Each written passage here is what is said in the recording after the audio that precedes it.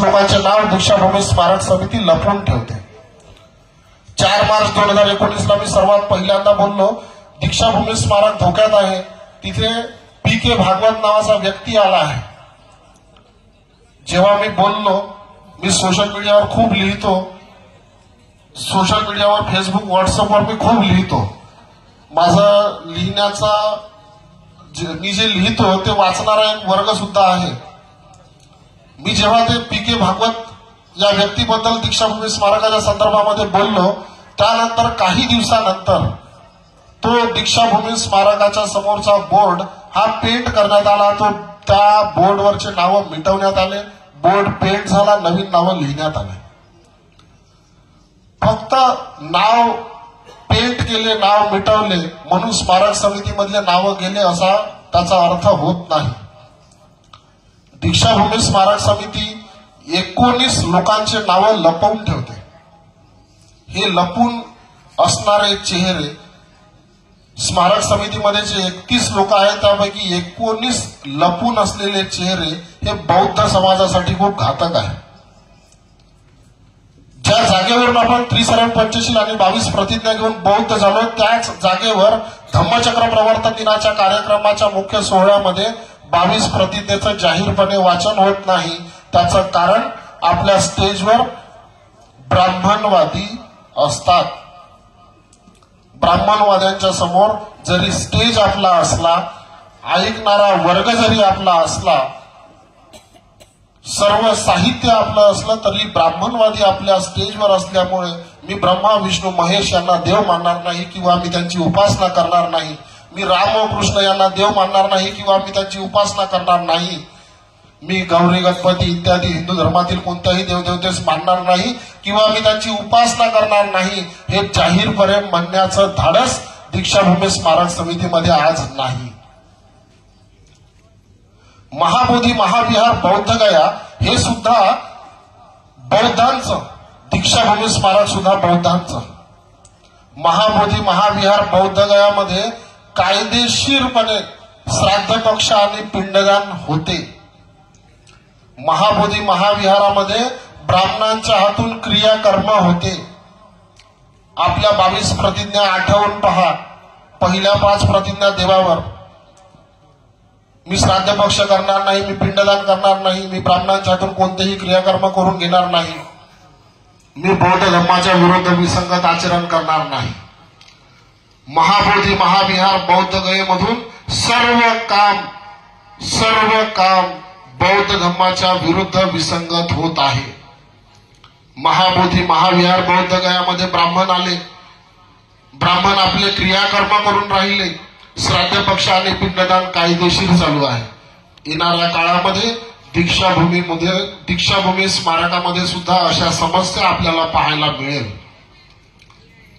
दीक्षाभूमी स्मारक नागपूर 22 प्रतिज्ञेचं जाहीर वाचन होत नाही. बौद्धांना वर्षभर बौद्धांनी काय करावं आणि काय करू नये याबद्दल कोणतंही मार्गदर्शन दीक्षाभूमी स्मारक समिती करत नाही. आपण जे 14 ऑक्टोबर 1956 जे बौद्ध झालो याची सुरुवात 13 ऑक्टोबर 1935 पासून झाली.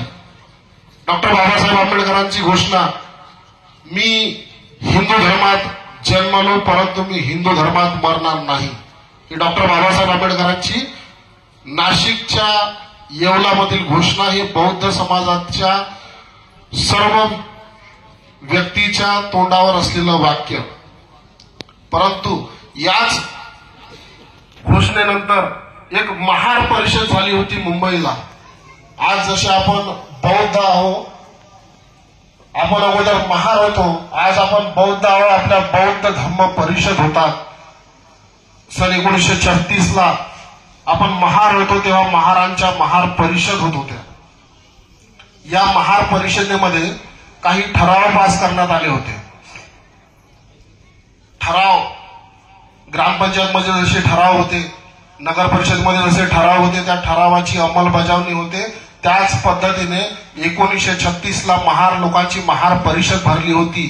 त्या महार परिषदेमध्ये 2 मुख्य ठराव पास करण्यात आले होते. त्यातला पहिला ठराव डॉक्टर बाबासाहेब आंबेडकरांच्या नेतृत्वावर विश्वास ठेवून महार समाज सामूहिक धर्मांतर करण्यास तयार आहे. हा महार परिषदेमधला पहिला ठराव. त्याच ठरावाची अंमलबजावणी आपण 14 ऑक्टोबर 1956 नागपूरच्या भूमीवरून केली. त्याच महार परिषदेमध्ये दुसरा एक ठराव पास झाला होता. महार परिषद जे झाली 31 मे 1 जून 1936 जी महार परिषद झाली, महार परिषद, त्या महार परिषदेमध्ये डॉक्टर बाबासाहेब आंबेडकरांनी दिलेलं भाषण हे गाजलेलं भाषण आहे. डॉक्टर बाबासाहेब आंबेडकरांनी दिलेलं भाषण हे खूप गाजलेलं भाषण आहे आणि ते मुक्ती कोण पथे या शीर्षकाखाली प्रसिद्ध झालं आहे. त्या महार परिषदेमध्ये जे भाषण दिलं, जे परिषद झाली, या परिषदेमध्ये जे 2 मुख्य ठराव पास झाले, त्यातला पहिला ठराव आम्ही डॉक्टर बाबासाहेब आंबेडकरांच्या नेतृत्वावर विश्वास ठेवून महार समाज सामूहिक धर्मांतर करण्यास तयार आहे. या ठरावाची अंमलबजावणी आपण 14 ऑक्टोबर 1956 नागपूरला केली. ज्या जागेवर केली ते जागा म्हणजे दीक्षाभूमी. त्याच महार परिषदेमध्ये महार लोकांनी दुसरा एक ठराव पास केला होता. तो ठराव डॉक्टर बाबासाहेब आंबेडकरांच्या नेतृत्वावर विश्वास ठेवून सामूहिक धर्मांतर करण्यास तयार आहे. हा पहिला.